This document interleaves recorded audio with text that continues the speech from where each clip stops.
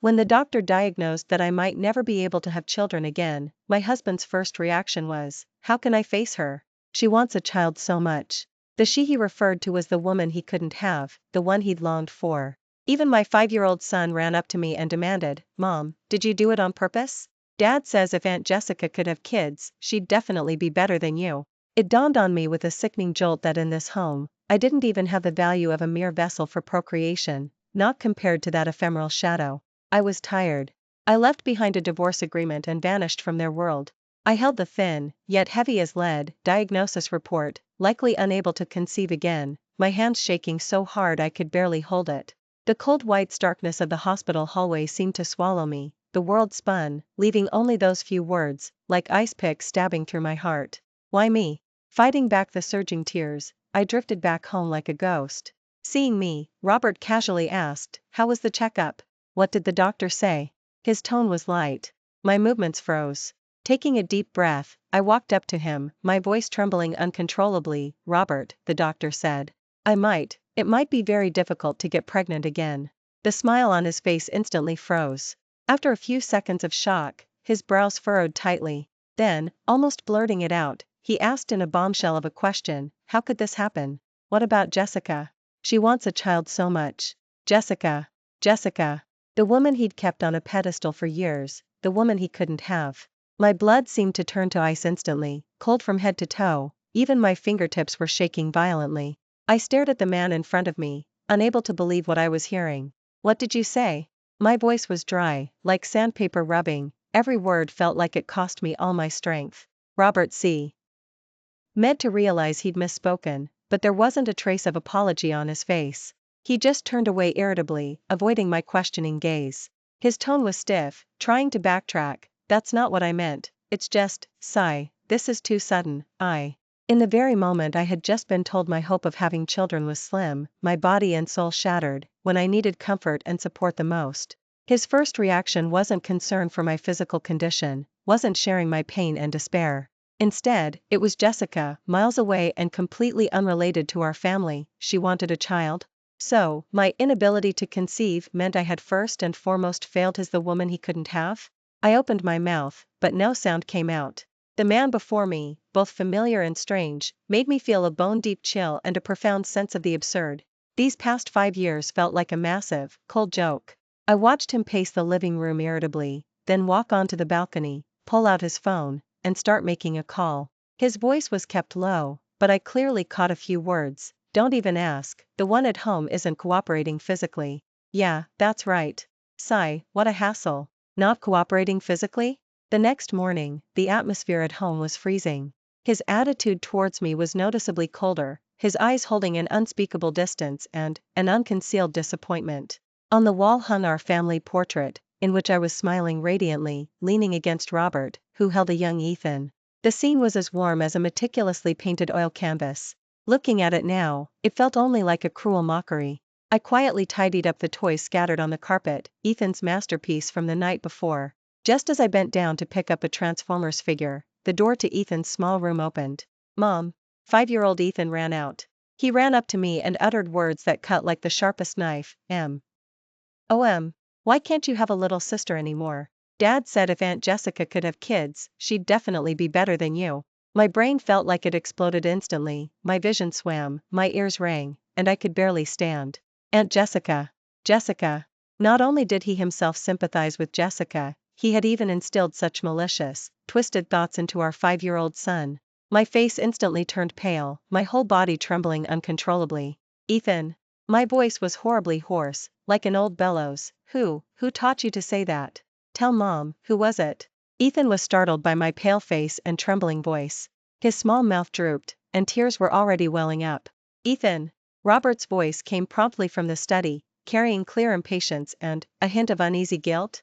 He quickly walked over, yanked his son away from my embrace, and pulled him behind him, shielding Ethan from my sight as if protecting a precious treasure. He didn't even look at me, only spoke to his son, but his tone was a defense aimed at me. What does a child know? Don't scare him. His eyes were icy and piercing, and his tone was even more cutting. It's just the truth. Your body isn't well, can you blame others for saying it? Ethan just said what's true, why are you getting so worked up? He stood on his self-righteous high ground, delivering a merciless judgment against me. In that moment, I clearly felt that the man I had once deeply loved had forcibly pushed a chasm between my son and me. There is no greater sorrow than a heart that has died. That was how it felt. Just when I thought I would slowly go numb in this dead silence, a message from Jessica arrived unexpectedly. Sarah, I heard you haven't been feeling well. How are you doing lately? I'm a little worried about you and wanted to ask if you'd like to grab coffee and talk. Her tone was gentle, full of apparent concern and sisterly affection. Worried, eh? About me? More likely coming to gloat. Robert's spontaneous outburst, what about Jessica, still echoed in my ears. I instinctively wanted to refuse this hypocritical invitation. I also wanted to see what games this woman, whom Robert cherished and protected even at the expense of his wife and son's feelings, would play in front of me. Okay, Jessica, thanks for thinking of me. You picked the place, I replied in a voice that surprised even myself with its calmness. The cafe she chose was a trendy cafe, elegantly decorated and not cheap. Jessica arrived before me and was sitting by the window. The afternoon sun filtered through the glass, softly outlining her exquisite, perfect profile. She was dressed especially carefully today, her demeanor delicate and moving. A latest model luxury handbag lay casually beside her. Seeing me approach, she immediately stood up and came forward naturally. Sarah, you're here. Please, sit. She took my hand, her fingertips warm and soft, making my own hands, cold and stiff from days of shock and heartbreak, feel even more inadequate. Sarah, I'm so sorry to hear. I heard Robert told you. Don't be too sad. For a woman, it is quite a pity if she can't have children anymore. Her eyes held a fleeting glint. Beneath that seemingly sincere expression of pity was an undeniable schadenfreude. After just a few polite exchanges, she began her true performance. But don't put too much pressure on yourself. Robert, he actually still cares about you very much. Her tone carried a hint of seemingly unintentional sentiment, but every word was a calculated stab. It's just, Robert has always loved children. He always said he hoped our home would be lively, ideally with 3 or 4 children. If it hadn't been for the fact that you could conceive back then. She deliberately paused, looked up at me, her eyes full of sympathy. Sigh, what a shame. He so yearns for a complete family with children around him. If only back then. She intentionally left the sentence hanging.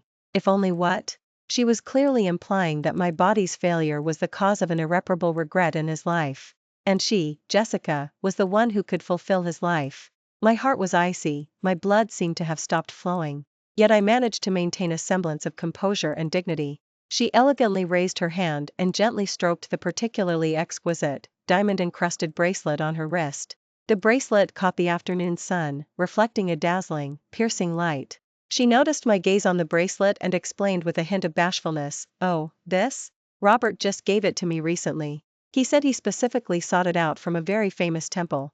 It's called a fertility charm bracelet, and it's supposed to bring good luck with conception. It will definitely help me achieve my wish of becoming a mom." As she spoke, she turned her sympathetic gaze back to me. Sigh, I was originally going to say, if you liked it, I could ask him to get one for you too. But it's a shame, you probably don't need it anymore.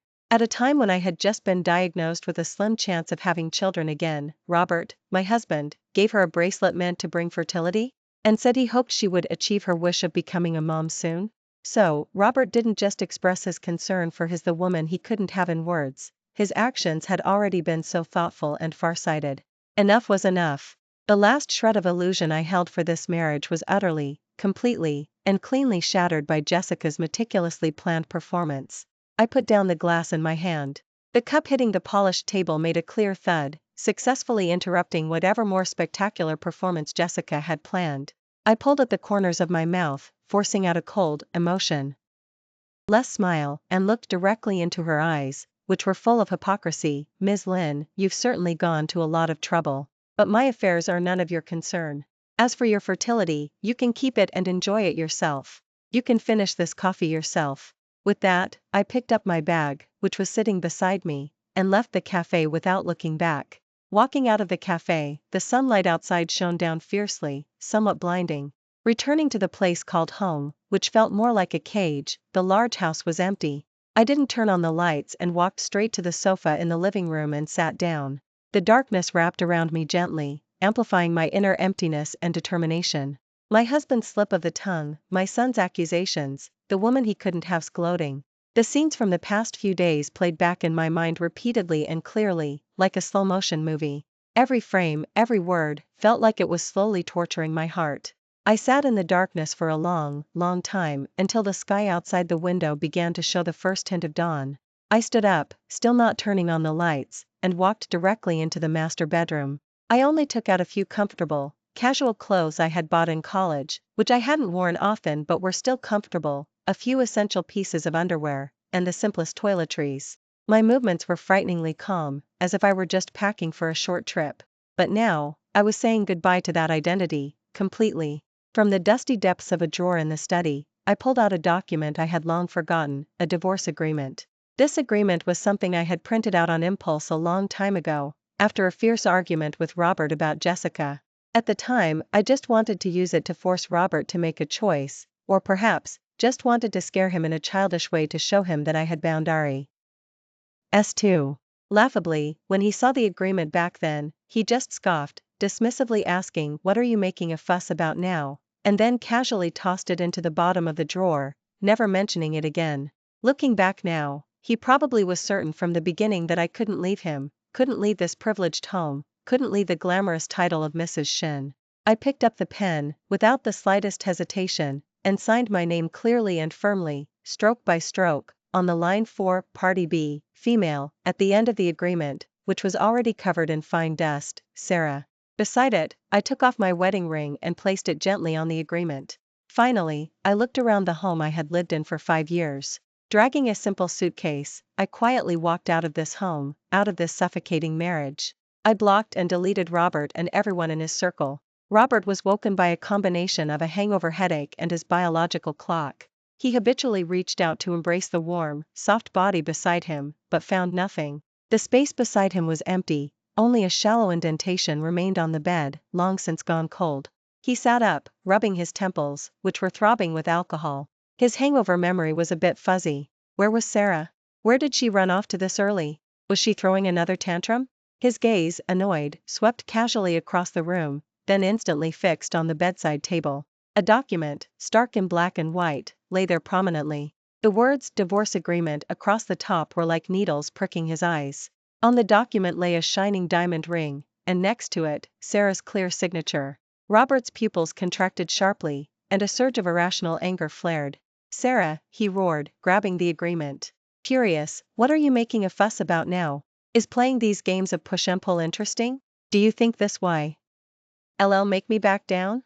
However, downstairs, he wasn't greeted by the hot breakfast and neatly ironed shirt Sarah always had ready, but by unprecedented chaos.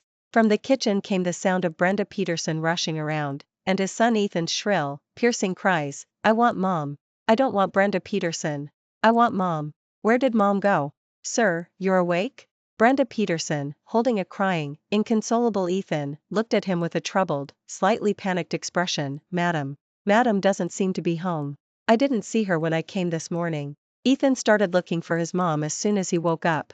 "Nothing I do can calm him down. He hasn't eaten breakfast either." Robert's frown deepened, the irritation in his heart growing stronger. For the first time, he felt such intense chaos and an unspeakable discomfort due to this kind of disruption in daily life. All right, stop crying. You're so noisy." Robert was annoyed by his son's crying and Brenda Peterson's rambling and snapped harshly at Ethan. Ethan was startled by his harsh tone, his little mouth crumpled, and he started crying even louder, almost hyperventilating. "Wah! Daddy's mean. I want Mom. I want Mom. She must have gone out to buy something, or maybe back to her parents." "She'll be back soon," Robert said dismissively, but a faint sense of unease lingered in his heart. Even when Sarah was angry, she never left without a word, much less neglected their son. He pulled out his phone. What he heard was a cold, mechanical message: "The number you have dialed is switched off." Switched off? Robert froze for a moment, and an ominous feeling began to rise. He immediately opened WeChat, intending to send a message to question her, but the system prompted, "Message sent, but rejected by the recipient." She had blocked him? A sudden, inexplicable panic. He immediately called his assistant, his voice urgent and flustered. Check it immediately. Check all of Sarah's bank card and credit card transaction records. Check her recent travel information, plane tickets, train tickets, everything. Hurry. The results came back quickly. There was no activity on Sarah's cards, and no records of purchasing plane or train tickets. Playing disappeared? Robert gritted his teeth. Sarah, do you think I'll compromise like this? Do you think you can leave me? You're too naive. Robert forced himself to calm down. He didn't believe Sarah could truly leave him. A stay-at-home mom who had been out of the workforce for 5 years, without a stable job, where could she go? She couldn't have taken much money with her. How long could she last? Once she suffered enough outside, she would naturally come crawling back. Robert suppressed the growing irritation and sense of emptiness in his heart. He instructed his assistant to contact the city's top private investigator, offering a high price with one condition: find Sarah's whereabouts as soon as possible, at any cost. In the information age, a living person couldn't just vanish into thin air. Indeed, within a couple of days, the detective reported back, Sarah was staying in a rental apartment belonging to a college classmate, in an older apartment complex on the other side of the city. Good, she's found. Robert looked at the address and photos sent by the detective, a cold, confident smile of being in control playing on his lips. He didn't contact Sarah immediately. Instead, he made preparations. He had his assistant prepare a blank check, along with a property deed/title and keys to an apartment. He believed Sarah's big scene was simply because she felt wronged and wanted compensation. What woman could refuse such a temptation? He drove to the older apartment complex. The peeling paint on the walls, the narrow, dim hallways, and the clutter everywhere made Robert's brows furrow tightly. He felt even M.O. dissatisfied with Sarah. With a condescending attitude, like inspecting his territory, he knocked on the somewhat old, slightly dilapidated security door. A young woman opened the door. It was Emily, the college classmate the detective had mentioned in the report. Seeing him, her eyes instantly filled with wariness, disgust, and unconcealed hostility. Where's Sarah? Robert couldn't be bothered with such minor characters. His posture remained arrogant, his tone a commanding one that brooked no argument, as if he wasn't looking for his runaway wife but handling a troublesome matter. She's not here, Emily replied coldly, blocking the doorway, showing no intention of letting him in. Tell her to come out and see me. Robert's patience was running out. Stop making a scene and come home with me. This blank check, and this apartment, are your compensation. Stop interfering in our marital affairs from now on. He handed over the check and the property deed/title, his eyes conveying a sense of charitable superiority. Compensation? Emily scoffed as if she had heard the biggest joke, her eyes full of contempt as she looked at him. Mr. Shen, aren't you being a little too arrogant, a little too dismissive of people? She didn't take the things he offered. Instead, she sneered, took out her phone from behind her, and put it on speakerphone. The next second, a voice Robert both knew and didn't know came from the phone. It was Sarah's voice. Robert, I have nothing to discuss with you. I've already signed the divorce agreement, and property division will follow legal procedures. Please don't disturb me again in the future. This is the end for us. There wasn't a hint of emotion in her voice, only complete, chilling distance and coldness. Sarah, don't be ungrateful, he roared into the phone, trying to hide his panic with anger. What can you do on your own outside? If you can't handle the hardship, just come home. Ethan is waiting for you at home. I will pursue custody of Ethan through legal channels, or arrange visitation rights through negotiation. That is not your concern. Sarah's voice remained as calm as still water. As for coming home? That place stopped being my home the moment you blurted out, "What about Jessica?" Robert, this is the end for us. Let's stop tormenting each other. With that, the call was abruptly cut off, leaving only a dial tone. Robert stood rooted to the spot, his face alternating between pale and flushed. Mr. Shen, Sarah's classmate Emily looked at him coldly, her eyes sharp, her tone a blunt warning. Sarah has made herself very clear. You are not welcome here. If you harass us again, things will escalate. That might not be good for your reputation, Mr. Shen, or your company's image, would it? He stared at the door that slammed shut in his face. He felt an unprecedented sense of defeat. Life for Robert after Sarah left was a mess. At the company, a major project frequently went wrong due to his distraction, and partners were complaining loudly. Home was even worse chaos.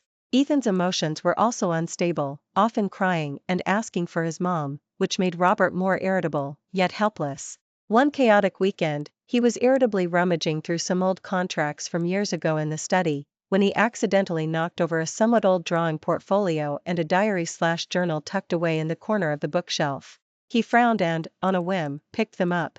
There were a few drawings. They depicted a young girl with a pure, clean smile and eyes sparkling with infinite hope and love for the future. He paused, recognizing her as Sarah when he first met her. Back then, she always seemed to be holding a drawing board, her clothes stained with paint, her eyes bright and full of vitality. He put down the drawing portfolio and casually opened a diary/journal with a slightly worn cover. It was filled with densely written dates and entries. XX/XX/20XX, won the National Emerging Artist Award Gold Prize today. So happy. Feel like I'm one step closer to my dream. I'm going to be the best illustrator. Robert proposed to me. He said he loved the way I looked when I was focused on drawing, and that he would always support my dreams. I feel like the happiest woman in the world. The wedding was exhausting, but seeing Robert's gentle smile, I felt it was all worth it. I'll manage our home well from now on, and keep drawing too. Pregnant. A little nervous, but more than that, excited. Robert said pregnancy is tough and told me to rest easy and put drawing aside for now, saying I could pick it up again when the baby was older. Ethan is here. So small, so soft. Looking at his angelic sleeping face, all the morning sickness, pain, and hardship felt like they vanished. But being busy with the baby every day, completely flustered, it's been so long since I picked up a brush. Robert is getting busier and busier, coming home later and later, and the smell of alcohol and perfume on him is getting stronger. Sometimes I want to talk to him properly, but he always says he's tired or busy with work. I feel a little lonely. I secretly drew for a while today, and my hand feels rusty. Today I saw my college classmate Linda's work won another award and was featured on the cover of a prominent magazine. My heart felt a little heavy, but I was also happy for her. My dream, is it really getting further and further away? I feel a bit resentful. Robert mentioned Jessica again today. He said they just ran into each other at a casual gathering of friends. But, why does my heart still hurt like it's being pricked by needles? Am I being too sensitive? It turned out she had given up her entire world for him, and he had never cherished it. Restless and full of regret, Robert instinctively called Jessica again for dinner. Perhaps it was just habit. During the meal, he distractedly drank wine, unable to resist complaining a few more times about Sarah's heartlessness, ungratefulness, and disappearance. Jessica continued to play the role of the gentle confidant, attentively serving him food. She then said, seemingly casually, with a hint of grievance and the air of someone whose good intentions had been misunderstood, Sarah might just be having a hard time right now, especially since she had that health issue. Last time I asked her for coffee, I genuinely wanted to comfort her, but she was quite emotional. I had good intentions then, and I even deliberately wore that fertility charm bracelet you gave me, hoping to share some good luck with her. I wanted to make her feel better, but she seemed to misunderstand something. Fertility charm bracelet? Robert suddenly looked up, his eyes sharp as knives, staring intently at Jessica. What bracelet are you talking about? Jessica's smile froze completely, her eyes darted around nervously. She immediately tried to cover up with a flirtatious tone. Just that diamond bracelet you gave me a while ago. Didn't you say a friend specifically sought it out from a very famous temple, and it could bring good luck, especially for wishing for a child? You said you hoped I would. Robert's face instantly turned incredibly grim, dark, and terrifying. He had indeed given Jessica a bracelet, but it was just an expensive little gift he had bought casually at a mall. Jessica, Robert's voice was cold as ice shards. When did I ever say that was a fertility charm bracelet specifically sought out? Jessica's smile completely vanished, her eyes darted around frantically, and she stammered, trying to argue. I remembered wrong? Maybe one of my friends joked about it. Robert, why are you suddenly so serious? It's just a bracelet. Robert didn't say anything else. At that moment, he accidentally SAW some photos from an art exhibition on a mutual friend's social media feed. The photos were taken at the opening of a small but elegant art gallery. The subject of the exhibition was, strikingly, Sarah. In the photos, Sarah was wearing a sharply tailored off-white linen suit, her long hair neatly pulled back. A confident, composed smile was on her face, her eyes bright and determined. Her eyes were sparkling with renewed spirit. That radiance, emanating from within, was something Robert had never seen in her during their years of marriage. This radiant, confident, independent woman, shining in her own field, was a completely different person from the stay-at-home mom he remembered, who was always busy with home and child, her brow constantly etched with weariness and suppression. The stark contrast stung Robert's eyes fiercely. He, it seemed, was truly about to lose her forever. He couldn't lose Sarah. Absolutely not. The apology messages he sent were earnest, recounting his mistakes with heartfelt remorse and expressing his belated regret and deep affection. However, all the messages were like stones sinking into the ocean, receiving no response. Robert didn't give up and started manufacturing various chance encounters. Sarah. He mustered the courage to take a step forward, his tone no longer the commanding harshness of the past. Can I talk to you? Just for a few minutes. Sarah merely glanced at him indifferently, as if looking at an unimportant, even slightly annoying stranger. Her complete disregard was like the dullest knife sawing back and forth in his heart, leaving him aching and bitter, utterly humiliated. After several chance encounters ended in failure and embarrassment, Robert played what he considered his most effective card, their son Ethan. Ethan hadn't seen his mom properly in months. A child's attachment to their mother is an unbreakable instinct. As soon as he saw Sarah, Ethan immediately broke free from Robert's hand and ran towards her like a little firecracker, his little legs pumping, crying out, "Mom! Mom!" Seeing his son's small face, which so resembled his own, Sarah instantly softened. She immediately knelt down and tightly hugged Ethan, who had rushed into her arms. Her eyes couldn't help but well up slightly. "Ethan, my darling, did you miss Mom?" "Yes.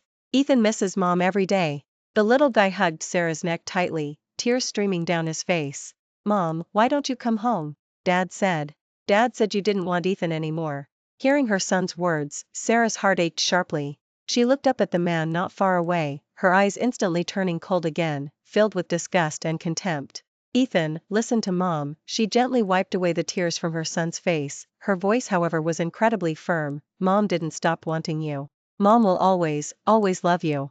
It's just that there were some issues between Mom and Dad, and we can't live together anymore, but that absolutely doesn't mean Mom doesn't love you, understand?" She patiently comforted her son. When Robert tried to step forward, hoping to talk using their son as an excuse, Sarah gently said to Ethan, "Ethan, be good, Mom has something she needs to do. I'll come pick you up on the weekend, okay?" She was gentle with her son, but with the coldest, most resolute manner, she clearly drew a line with Robert. "I can be Ethan's mom, but I will never be your wife again."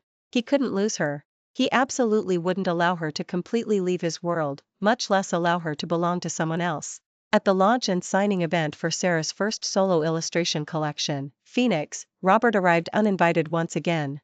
Just as the signing session began and readers lined up to get their books signed, Robert suddenly appeared in front of Sarah's signing table, holding a large bouquet of red roses. "Sarah, please, give me another chance. Let's start over, okay? For Ethan's sake, for the sake of all those years we were together." His sudden appearance and tearful public confession caused an immediate uproar. The scene instantly transformed from a cultural event into a live broadcast of gossip and scandal. The smile on Sarah's face vanished instantly. She looked at the man in front of her, who was trying to force her into submission through public pressure and opinion, and felt only immense annoyance, disgust, and a sense of the ridiculous. Just as Sarah took a deep breath, ready to pick up the microphone and make him give up completely, another even less welcome guest shrieked and pushed her way through. "Jessica!" "Robert!" Jessica rushed forward a few steps, her face showing the grievance of being betrayed and hysterical accusation. "Have you forgotten what you promised me before? You said you would quickly sort things out between you and her, and then with me." Before she could finish speaking, Robert roughly yanked her hand away. "Get lost. What are you doing here? This has nothing to do with you." Robert at this moment only wanted this woman, who was making things worse, to disappear. Jessica was violently thrown off in public. Her face contorted with anger, frustration, and hatred. She completely lost control and blurted out recklessly, "Sarah, what are you so proud of? Even if you act so glamorous and talented now, what does it matter? You're still useless, a woman who can't even have children. A useless woman who can't have children. Robert doesn't love you at all, he just pities you. The person he truly loves is me. It has always been me." The entire crowd gasped again. Everyone looked at the seemingly deranged Jessica with shock, contempt, and anger. Robert's face turned instantly ashen, terribly dark. He hadn't expected Jessica to say such things in this setting, in front of so many media and industry professionals. "Shut up, you crazy Wilma!" He roared, wishing he could strangle her on the spot. Faced with this sudden personal attack, Sarah became remarkably calm. She looked calmly at the two ugly, squabbling figures before her, as if watching an utterly ridiculous and absurd play that had nothing to do with her. She slowly picked up the microphone in front of her, cleared her throat, and her voice, clear, calm, and firm, carried across the entire venue, instantly overriding all the noise and chatter. First, I want to thank Ms. Lin for reminding me, in such a dramatic way, of the misfortune I once endured. Yes, I have experienced physical setbacks and emotional betrayal, but these do not define who I am, nor do they determine my worth. These very experiences are what have made me who I am today. Then, she spoke to Robert with icy detachment. As for Mr. Shen, we are long over. Divorce proceedings are being handled according to legal procedures and will be finalized soon. Please do not appear in my work or life in any way from now on. It's better for both of us. I do not need your apology. With that, she didn't look at them again. She calmly motioned to the security guards who were already standing by. Could the security guards please escort these two individuals, who are unrelated to this signing event, out? Please don't disrupt the normal flow of the event. As Robert was escorted out of the art gallery by security, he looked back at Sarah, who was continuing to sign books for readers with composure under the lights, as if nothing had happened. Her back was straight and resolute.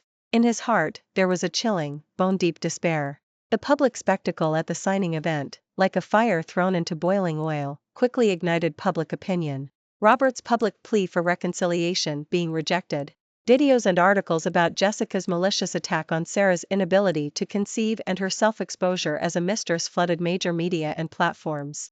Robert's image, carefully built over years as a young talent and devoted family man, collapsed overnight, leaving him a scumbag and clown despised by the entire city. Along with this, his company's image also suffered a severe blow. Stock prices fell, and multiple ongoing partnership negotiations were abruptly halted.